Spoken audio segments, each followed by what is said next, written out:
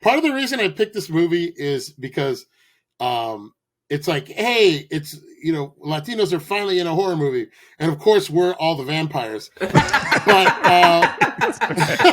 just sucking the life out of the Americans. Oh no!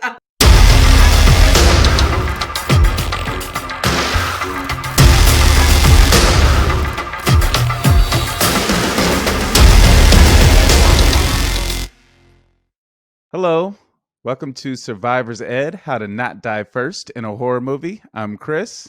I'm Tawny. I'm Miles. And we are two blacks and a Mexican here with an additional Mexican today. Mario, can you introduce yourself? What's up, everybody? I'm here to even up the odds and make a lot of white people nervous. There's two blacks and two Mexicans. We're coming together. Good to see you guys. I'm actually a fan. Tawny, I'm sorry for the mask, first of all. I got exposed to Corona. I'm okay so far, but I'm in the room that we're using as my daughter's using for her classroom while she studies at home. So I'm trying to contain myself to certain areas of the house, and had to come down here because this is the best place to record. So I apologize for the Bane look, as Miles calls it. No, it's fun to be here. Tawny was actually my co-host for a couple of years. I run a podcast called The Superiority Complex, and Tawny is still talked about to this day as one of the. She was very important. Legend. She was there. A legend. She was there. She was very important to a transition of my podcast being more of an interview format to more of like a pop culture thing. And Tawny was very, she was, what's the word I'm looking for? Important to that evolution. Transformational? Yes, thank you. You are transformational. I wore this in honor of your Good, the Bad, and the Ugly episode. Fantastic. Tawny once again coming to the rescue with an amazing I was introduction. just thinking about that movie the other day because I saw Joe Biden on TV and I was like, Clint coming out giving a speech, and then it made me think about that movie. Like, he was squinting and shit, and I was like, yep. Yeah.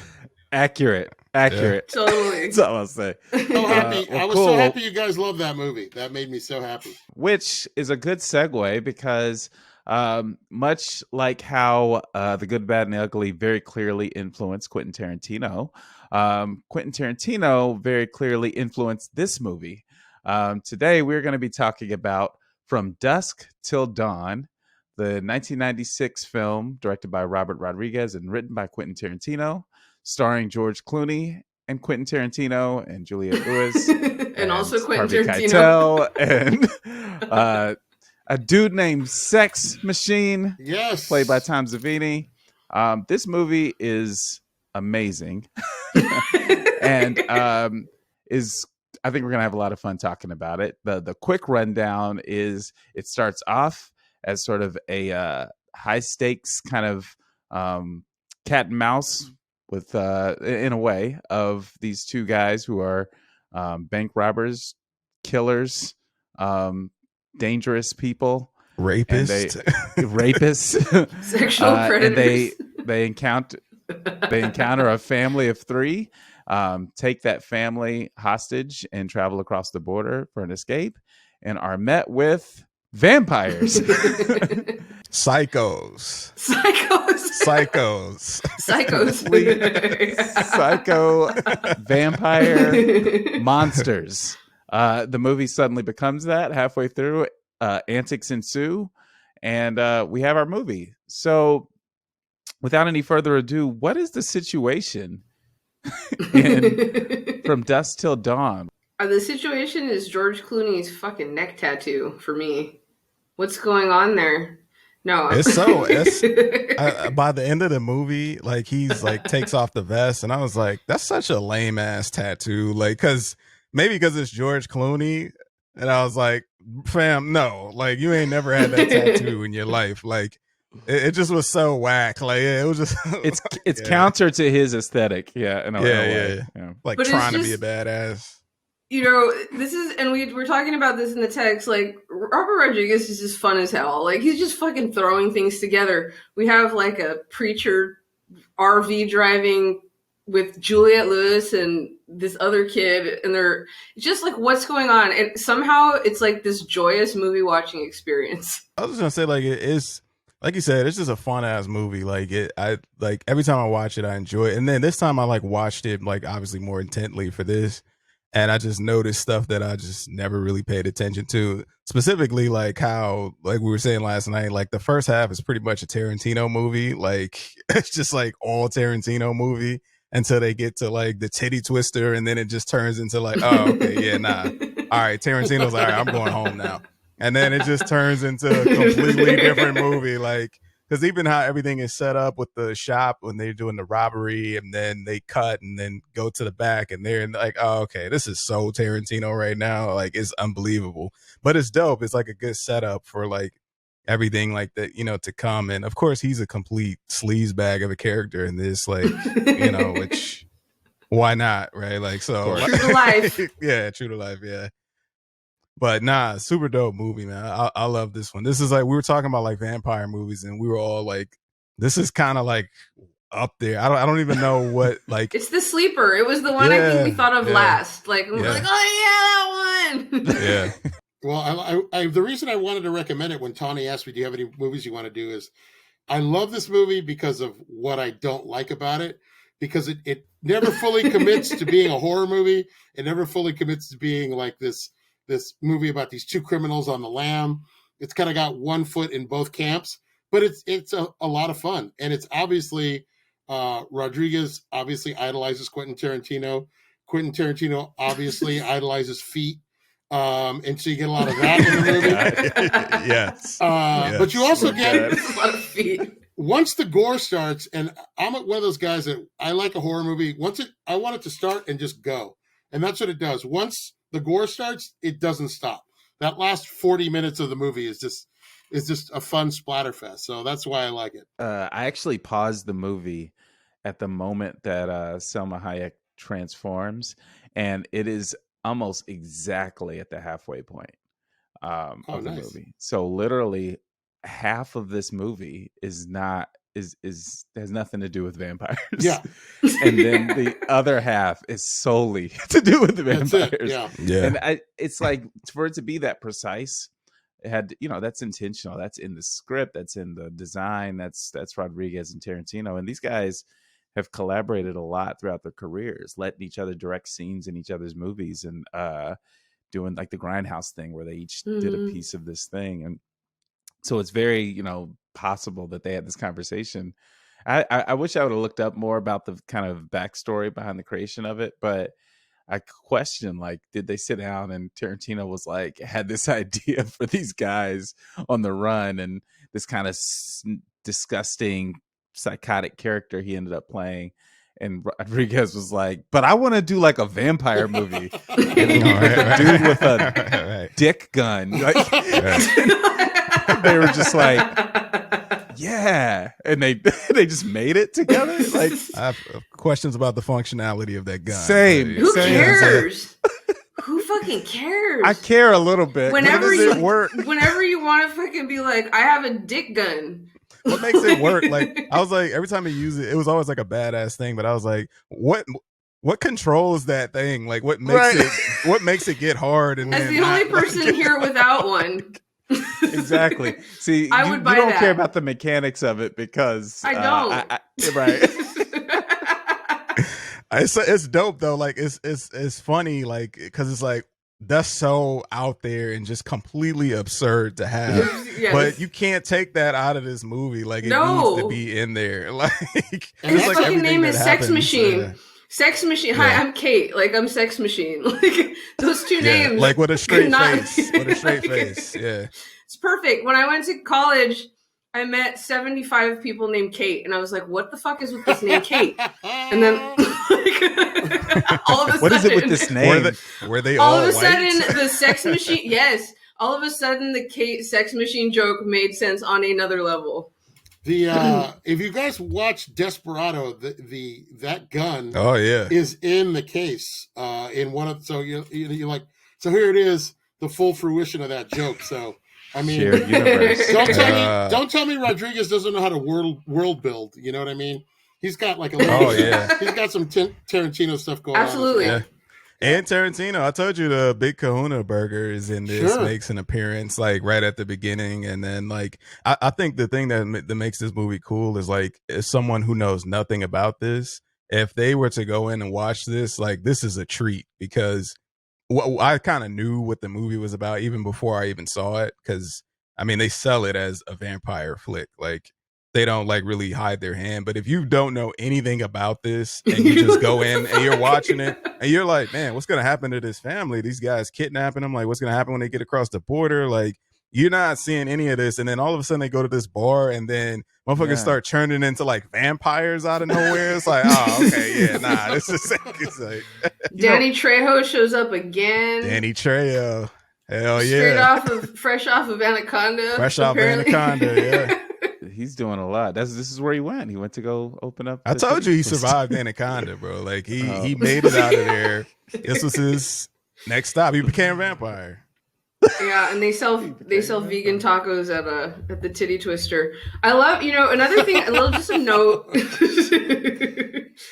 about the fucking neon in this movie. I know that sounds stupid, but like Benny's World of Liquor, like that neon. There's something about what Rodriguez does that's so playful visually that I think like even if the script is 100% Tarantino, like visually this is still a Robert Rodriguez movie. Like we have that neon, we have like the graphics for the Titty Twister, that bit, like when they walk into that fucking bar, I'm a straight cis woman and I'm like, I'm turned on right now by this scene. And it's just like it's Rodriguez's like complete playfulness. And I fucking love it. Like as a person who loves movies, and that's why Tarantino and Rodriguez feed off each other, because they're both like high on movies. Yeah. It's the absurdity of it too. Like even before they turned into vampires, that's a wild ass place. Like, like without a vampire even there, it's like, yo, this shit is crazy. Like, what is happening in here? Fumando marijuana, and you're like, what? What's going on? It feels outside of reality already, and like especially in comparison to where the movie had gone up to that point. And I think that's what I was sort of looking for this time, because I honestly, unlike you, Miles, the first time I saw this movie, I caught it midstream, so I didn't know what I was watching. That must have been weird.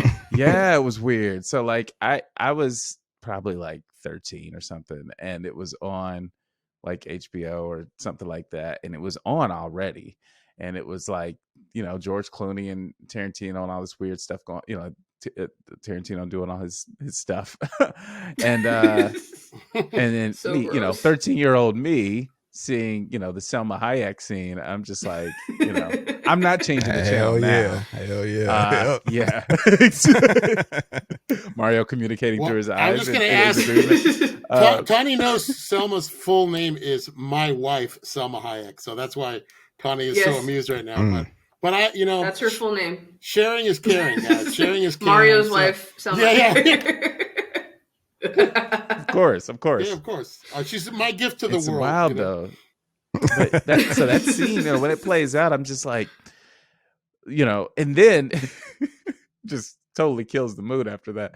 But like, it's interesting because as I watched it this time, knowing what was coming, it's interesting how Tarantino's movie literally ends, and then Rodriguez's movie begins. Yeah. And that conversation they have at the table, and he's like, "Are you so stupid you don't know that you've won?" Mm-hmm. And sort of there's this moment of release that happens, and it's sort of like, you could, if you're talking about a short film, you could end it there, and you'd be like, there'd be a little unresolved thing in terms of who they're connecting with, but there's something about the character beat that makes you like, huh, okay. And then vampires come. Yeah. And so like, and that transition is so like, honestly, I'll be honest, rewatching it, I forgot how like the effects don't fully hold up. I remember when I was a kid being like, what? And so in my head, it was going to be different. When the transformation happens, I was like, oh, okay. But then like, what really got me though, is the other transformation. Selma Hayek's was kind of a weird one. But then when you look at these other characters, when they like sit up, the way that those shots are framed are so creepy. Like, and I remember being like, oh, that's what got me when I was a kid. Now I remember. Yeah. Even like Because George that's- Clooney, like yeah. at that moment is where he transitions. His character kind of changes. Where he's been cool When he as goes- fuck. When he Yeah, goes he's like been this. cool. He's all like he makes this face like what? And it's just such Yeah, a he's- perfect for sure. He's been chill as fuck this whole time. Like, I mean, even though he's Mm-hmm. breaking the law, like it's the whole time and shit, and like robbing people, he's been the sort of more reserved one that's like in control. And then the moment he gets there is when as soon as he shifts, the movie shifts. Like he starts to kind of act out of, character, how he's been this entire time, where he's losing it because like, oh, why is he going, so on edge all of a sudden? Like he's been Mm-hmm. playing it cool this whole time. At that moment is where the movie like entirely just shifts and it's like, yeah, this is about to get crazy right now. But but you know what? There's that look that he gives. Like there's a moment where like somebody he thinks it's dead and they get up and he goes like he's like looking and he's like his eyes kind of open up and it's just such a perfect little note of like what the fuck? And it's perfect for that character because yeah, like he's tried to be in control the whole time and now he's facing something. And what does he say? Like he's like, I don't believe in vampires either, but like I know but I see my own, like, I know what I see with my own eyes. And it's such a great moment because, like, there's always those stupid moments in horror movies when people are like, no, that's not possible. And they just, like, jump right over that in this movie. They're like, whatever fucking possible, like, this is what's happening in real life. And I love it. That's how I feel about COVID. It's a nice bridging of the insanity and the realism in that the reactions, I mean, obviously, like they shift into vampire fighting mode way faster than I think I would, but like. Yeah, they was ready for that shit. Yeah, I was like, okay, I guess it's vampires. Let's go. I've been training for this shit. But I guess the setting helps because they're in this right. They're in this crazy, bar full of the toughest guys ever. So there's a little bit of the setting that helps feed that. But like I think about the end when Cheech shows up in his final form. And he comes out and he's fully evolved. Right. He's fully evolved. He's at and he's like, or they psychos? They don't right. Psychos do not explode when sunlight hits them. Exactly. It's like, no, dude, what are you talking about? Like, it's such a good, it's such a good, like, it's not even meta commentary, I wouldn't say, but there is something about putting him in the shoes of the viewer of being like, no, this is what's happening. Very akin to Ice Cube and Anaconda of just the real raw reaction.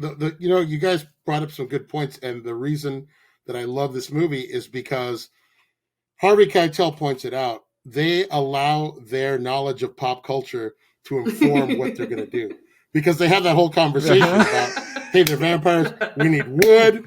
And, is it silver? Does silver do anything? Well, does anybody have any silver? Yeah.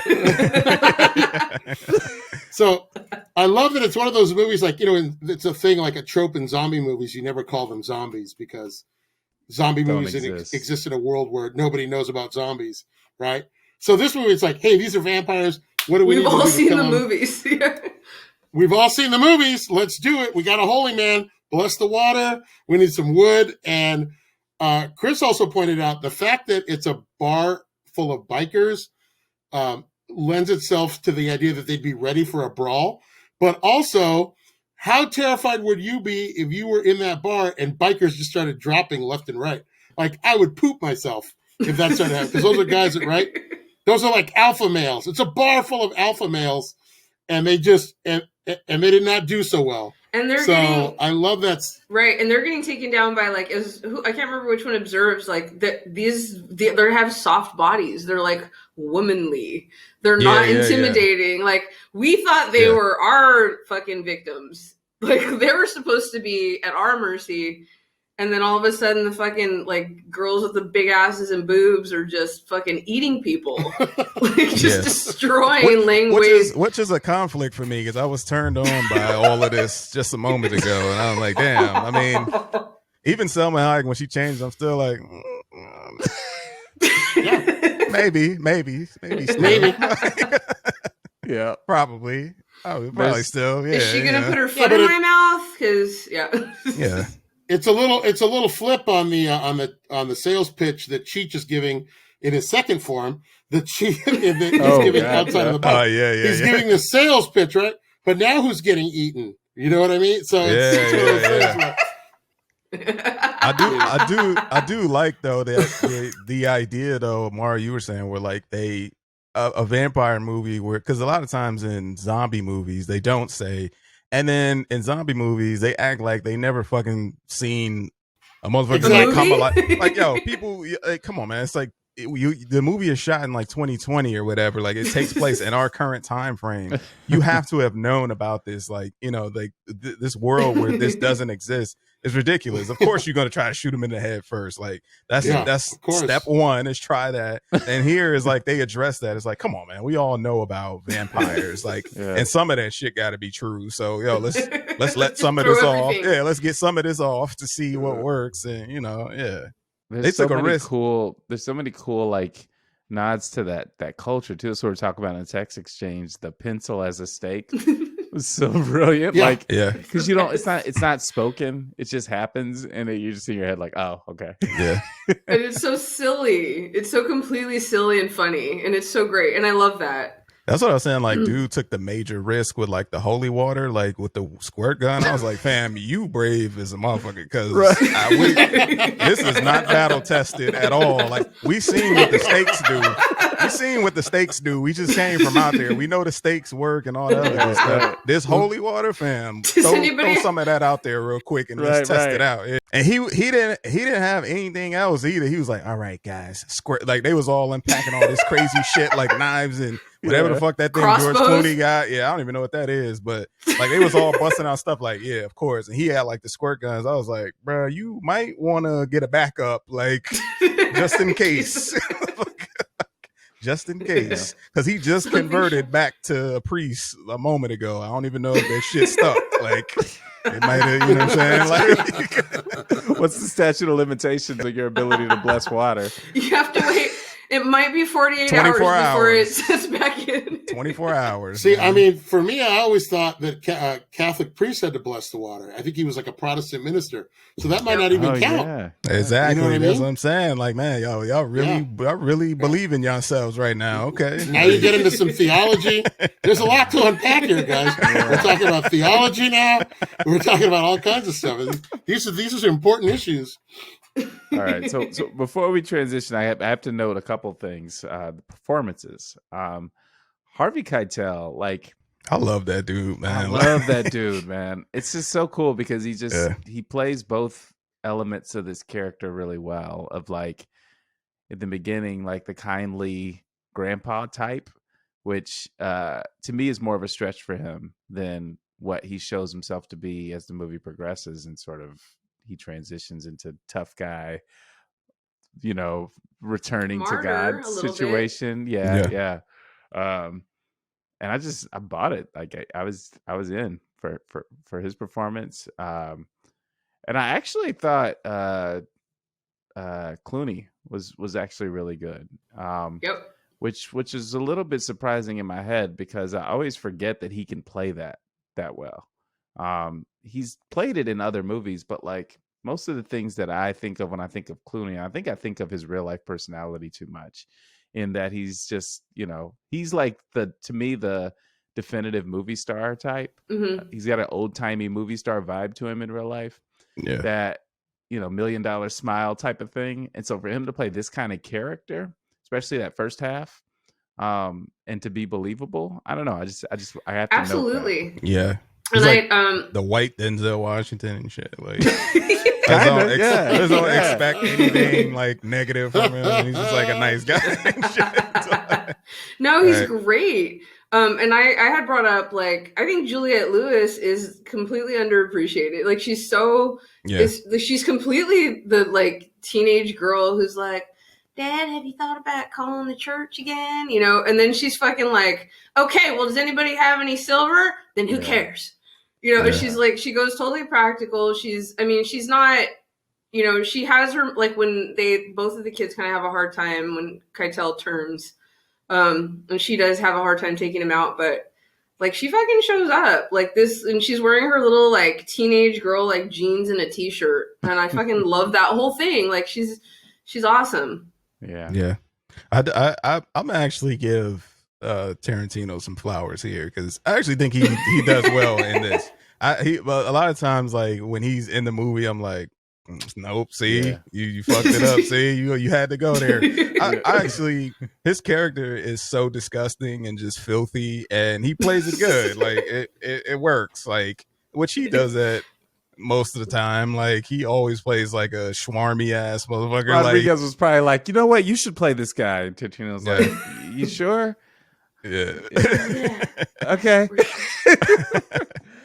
But I think he Perfect. did good in this. Actually, like his character is unsettling. Like he's unpredictable. Like I don't know what he's going to do, and they give these characters some that is not super fleshed out, but they give us enough like where he hears things that aren't there, and there's something wrong with him, and we don't really get a whole lot, more to that. But it's an interesting, characteristic about that character, and even like Harvey Keitel's character, like just his backstory, we don't get super deep into it, but they give enough of it to us where it's like, damn, this is without the vampires, these are like interesting characters. Like there's stuff behind these characters that you want to know more about, but you're not going to know more about them, which I think is dope.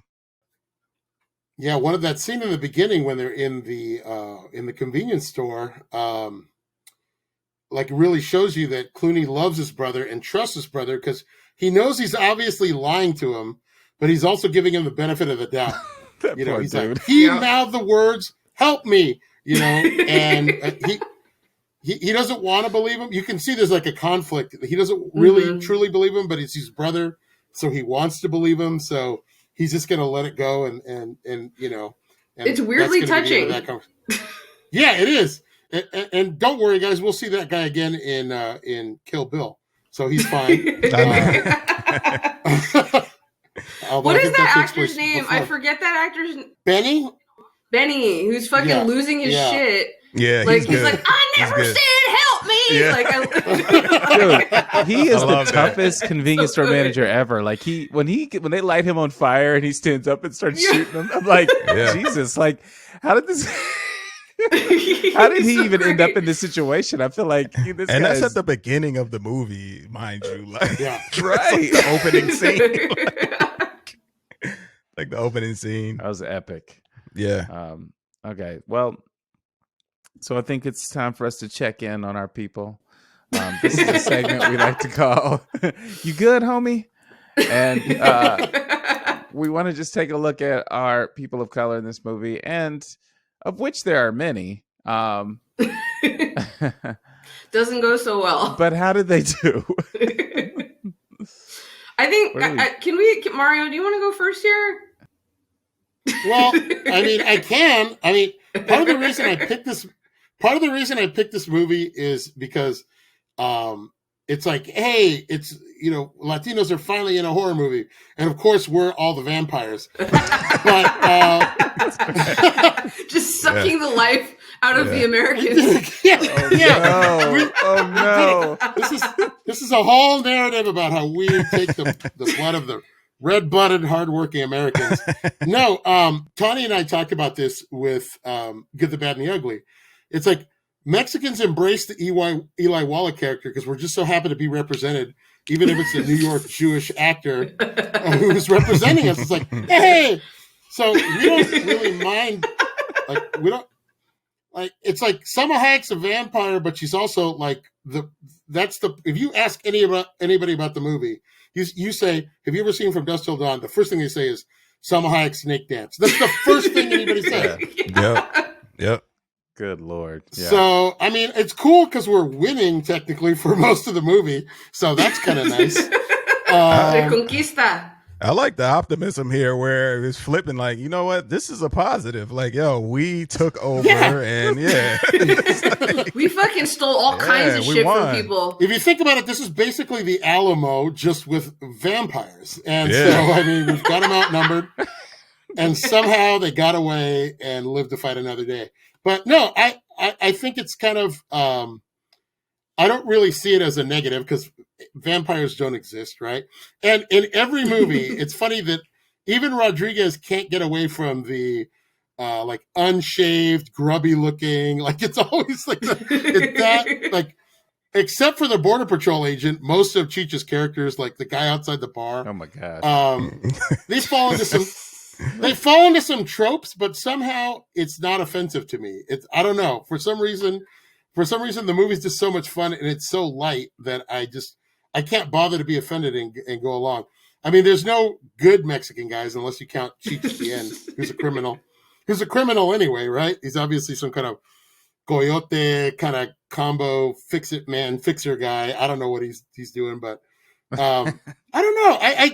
I guess we don't do well, but at the same time, you know, we show up. So I guess we're okay. I don't know. Present. Yeah, we're there. We're in it. We went in. You know what I'm saying? Like We got Selma. Hey guys, there's a lot of vowels and Z's in the credits. That's all I'm excited about. When I see that's a victory though. Like, yeah, that's a victory though. And right? the baddest woman in the movie, like, oh yeah, come on, man. Like, yeah. I mean, like, I'm serious. Yeah, the iconic moments are tied to the characters of color, which was pretty dope. Yeah, I mean, I just to build on that, I mean, there is something like celebratory of the idea that there's power in that moment, like especially like with Selma Hayek, when she's just like, you know, taunting him, and there's those moments that really give it weight. The characters are in genuine peril, and it's all brown people. So I guess there's that. Fred Williamson. I always laugh at that part where he's like randomly like goes into like this story of like I was in Nam. It's so and funny. it was 10 of them around me, and he's like doing all these movements, and they're just standing there listening to it. I'm like, what the Isn't fuck that is when Sex happening Machine right is now? like Yeah, he's turning, transforming? Yeah, Yeah. he's hilariously funny. transforming into a monster. But why are they not like doing like So listen? funny. This story is cool, my man. I feel you. You was at Nam, but it is still vampires existing, and we kind of need to formulate a plan. They're all just like sitting there listening to this bedtime story and he's shit like, of like he's going like Yeah. doing all these Yeah. Just- he's doing all weird. these movements that like wouldn't be fluid movements in a fight either. Like they don't even like they don't even look like successful moves. Like all right. That dude is funny because he looks like my homie from high school. His pops look exactly like him. Like he's got the mustache, Wow. everything. He's buff. He's like 6-something feet tall. He looks exactly like With that a dude. thick neck. Yep. Yeah. just like Yeah. a tree trunk No. neck, like a Yeah. head, like there's no Yeah. indentation whatsoever. Yeah. Yep. He's like a man, and like so he, you know, his character makes it pretty far. He gets the surprise kill, and that's he's, for the record, just a sidebar.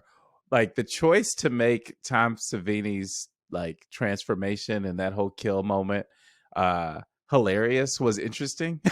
Like instead of making it like scary, else he's are just you like gonna do it's like with a it? cartoon. Like he's just like whoop, oh, Yeah, you know. yeah. And then the hands come over the shoulders, and it was just like it's just like when I look back, I'm like, it's just like it's so intentionally like cartoonish and comical. Yeah. that It's like almost when we talked about doing this movie, I was like, does it even count as a horror movie? It's in the splatter category. It's It's so- a yeah, splatter yeah. film.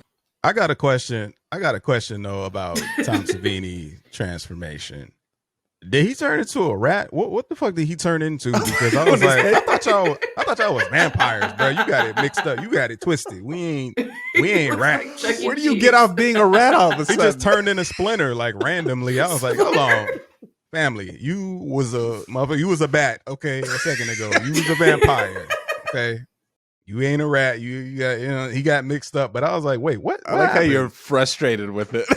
I just was confused. I remember him turning, and I got Miles writing confused. notes. Yeah, I got Like, confused. I got confused at that. I also got confused at when the brother, like, he's getting eaten, and she's like having a difficult moment of having to shoot her brother, and then she shoots him, and then he explodes. I was like, hold on, bro.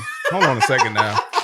I mean, you were still human, bro. Like, why did you just implode? See, I don't. All right, It cool. doesn't matter. Yeah, he was still human. I was like, all right, okay, I guess that's where we going. Like, There were a lot of gratuitous explosions in this movie. I mean, if we're being real. I mean, but they was like you killing the vampires. I was like, oh, okay, yeah. But she shot a human and he blew up. I was like, oh, okay. The rules is off the table, bro. Like, we Well, just doing didn't they this put shit.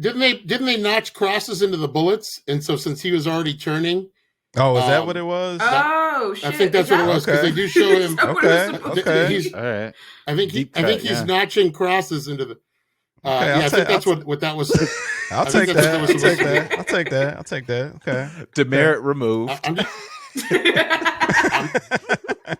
I'm just trying to help out the white people. I don't want any backlash. Now he changed fast. Julia- Even though Harvey Keitel took a minute to turn, he Took was like, a all right. while. He was bit and was like, "Yeah, I'm bit, but listen, I was like, well, hold on, what you mean you bit?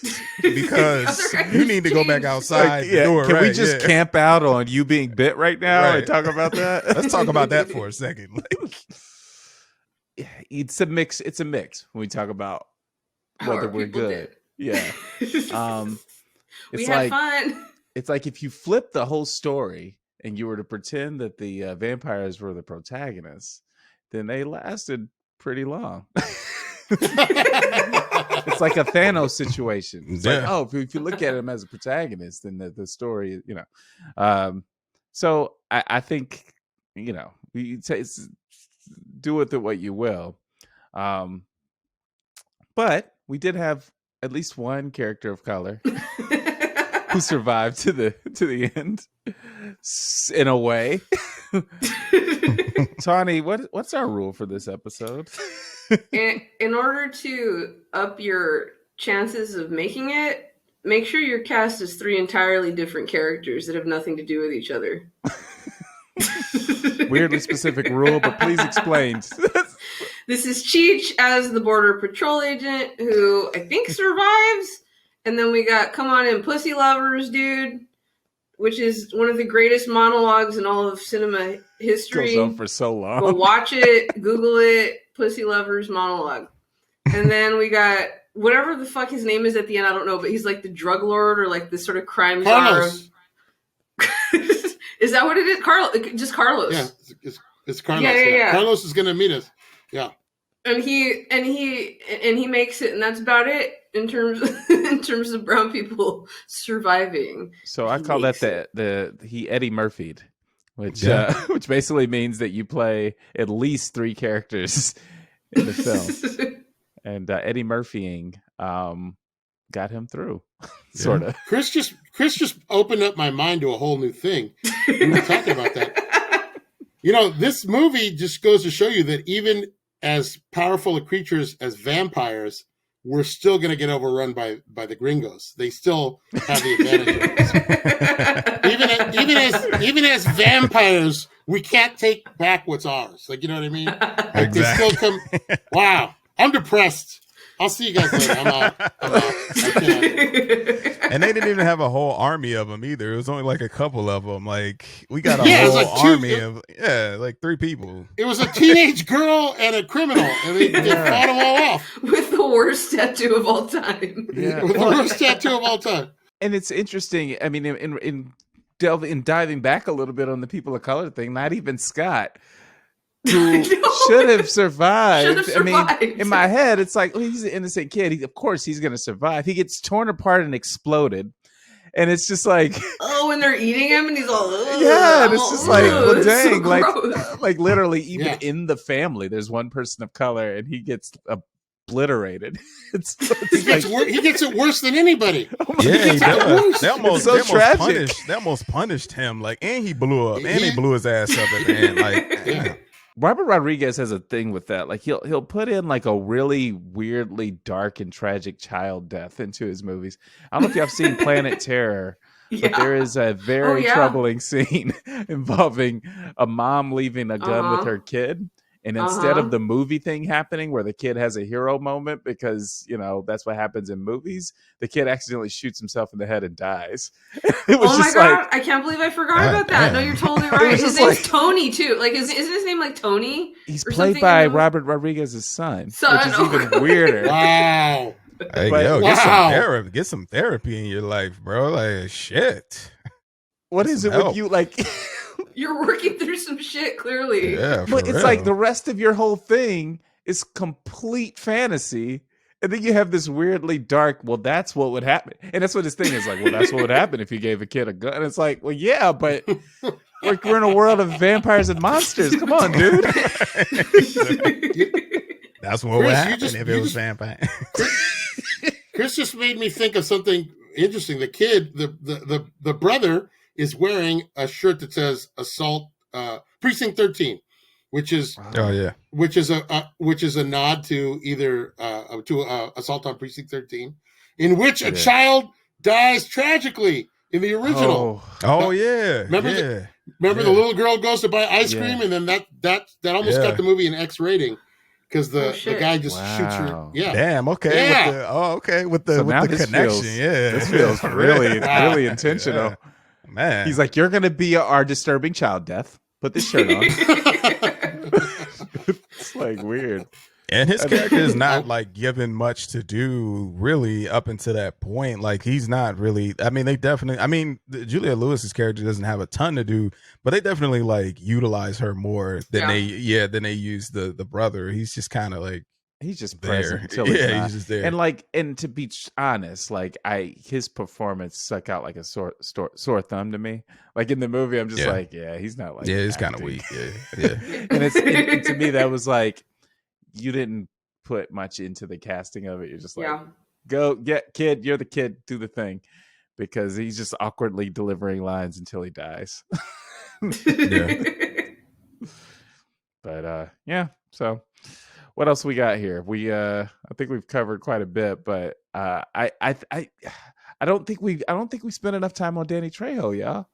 Oh yeah, I know. Yeah. I mean, that whole scene, like, I love the intro scene when they walk in and he's like ready to throw him out, and then Welcome to the Titty Twister. as soon as he gets the whole I'm a truck driver thing, he just his whole demeanor shifts.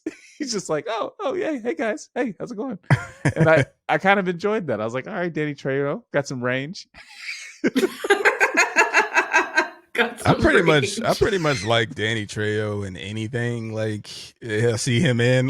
Like He's I'm like a on board with- weirdly Yeah. warm, comforting presence. He's so lovable for some reason. Like He is. I don't know what it is. Which, like yeah, Yeah. he shouldn't be, but he is. yeah. What is it about that guy? I was gonna say he's like your uncle who happens to be like a biker. You know what I mean?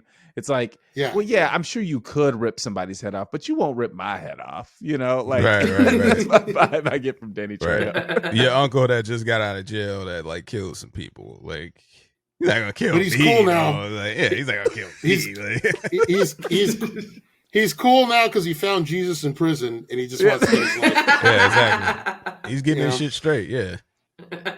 I actually ran into Danny Trejo at Oh, damn. Tawny. What's the name of the restaurant over? Oh, the Pantry over by Staples Center. It's open 24 hours. I used to work with a guy who was from Ohio, and our job would on occasion take us into downtown LA, and he would always be nervous about it. And I was like, no, it's fine. Downtown's fine. It's no big deal. And we were there late one night, and I said, let's go to the Pantry. It's open 24 hours. So we go in there, we're sitting down, and my friend from Ohio, this guy is nervous. He's looking around, looking over his shoulder. I'm like, just relax. It's fine. Nothing's going to happen to you, man. And out of the bathroom comes Danny Trejo, and my friend's back is to him, and he comes walking by, and I was like, oh my God, that's, this is right off. He's still got the Desperado heat on him, right, from the knife guy. Did he have his shirt And off? he Like- did not have his shirt on, but he did have a button-down shirt open, like pretty. You could see that he had tattoos. yeah, there we go. And I'm not kidding. We locked eyes, and he makes a beeline towards me, and I'm like, "Oh my God, I've upset Danny Trejo somehow. This is how I die." Danny Trejo murders me. It's pretty good way to go, I guess. Yeah. His face lights up. He gives me the biggest smile. Comes up. He's like, "Hey, how you been, man? How's it going?" Obviously thinks I'm someone else, but I'm not going to correct Danny Trejo. I am not going. Right, so I play along. Oh yeah, I'm good. Blah blah blah. How's the familia? Everything. The whole 9 yards. And I'm like sweating bullets. And then he just looks at me. He's like, "Hey, I gotta go. I got a meeting. I gotta go." And wherever he's like, I gotta meet somebody, but it's good to see you, bro. And I was like, "Yeah, good to see you too." And he walks away. And then my friend looks at me. He goes, "You know him?" Because obviously he recognized Danny Trejo. And I said, "Yeah, bro, we're Mexican. We all know each other." And that was It's a secret I society. just played it off like, yeah, it's like a secret system. But that is my Danny. He could not That's have been fucking nicer. awesome. That's dope. Big smile, like. Oh, Obviously, wow. I thought it was someone else, but I played along, and I always wondered what happened when he saw that guy, and he's like, "Hey, I saw you at the pantry." The guy's like, "What? What are you talking about?" Like, well, who was I talking Don't to? be a there? liar, Danny Trejo. Yeah, That's amazing. That is See, amazing. you following the rule because you were being multiple people. See, you were There playing you one go. character. yeah, that's it. That's it. See, you survived I it, man. Survived I it. survived it. Yeah, That's Oh, why you're here wow. right now. You know what I'm saying? Playing multiple all people. those movies, all Yeah. that pop culture comes in handy. That's Well, it. I mean, on that note, be multiple people. That's our rule. see if that helps. See how Do that goes. the opposite of what they tell you in life, which is be yourself. Don't be yourself. Be yourself. Don't do that shit. Don't love yourself. Be other people. Be more than Exit. yourself. Have various mustaches. Yes. And levels of hair. Levels of hair. Levels Exactly. of None of which look good at all. None of No. them. Make sure it doesn't look good. Yeah. All right, so this was it. Survivor's Ed, how to not die first in a horror movie. You can find us on Spotify, YouTube, wherever you're listening to us. We're also somewhere else. Please be sure to comment if you're watching this on YouTube. Be sure to review if you're listening on Apple Podcasts. Share this with anybody you think would be interested in listening to our crazy conversations. And tune in as we dive into more movies. Some of the stuff on our list, I'm so excited to dive into. I won't sneak preview any of it because I don't know when this is going to air. So I'll just leave it like that. But please, share this show, tune in, and we'll see you next time.